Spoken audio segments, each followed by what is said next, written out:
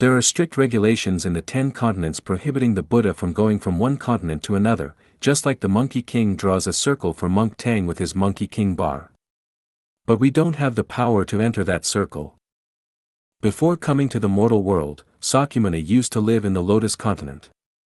Later he passed the continent for 3 realms lives to pass through to enter the mortal world. After fulfilling his mission in the mortal world, he was then upgraded to the God's continent. The senior monks in the Buddhism, after dying, will go to the Lotus continent.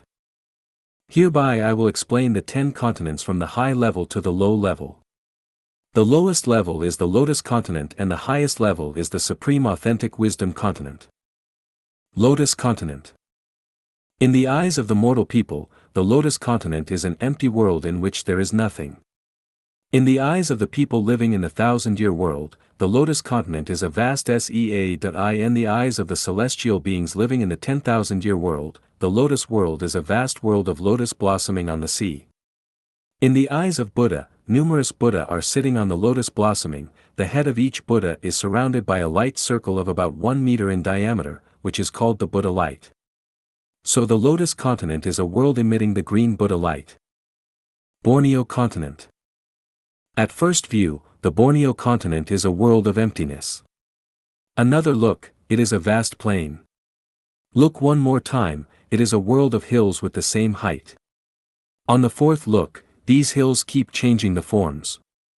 They are like the 6-month-old babies playing the small colorful balls, the coiling dragons, the crouching tigers, the young pine trees swinging in the breeze, or the eagles about to fly into the sky. On the 5th observation, we can see the Buddha sitting in meditation, eyes closed, emitting the blue light from their heads.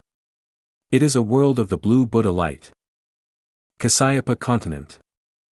It is the hometown to the Kasyapa Buddha with stretching mountains and ridges. Each cluster of mountain circles to form an elegant residence. The pavilions and buildings hide in the trees and orchards. The herds of birds fly in the sky. The rabbits and roe deer run on the fields and in the mountains. The streams flow on the plains with delicate bridges on them. The children play in the yards. The women pick up grapes and pears under the grape trellis or in the orchards. Some of the men eat watermelon in the field, some play chess in the pavilions or buildings surrounded by bamboos, some drink wine or tea, some read poems or play musical instruments, etc. It seems that it is some place in the mortal world. Actually, all these scenes come from illusion.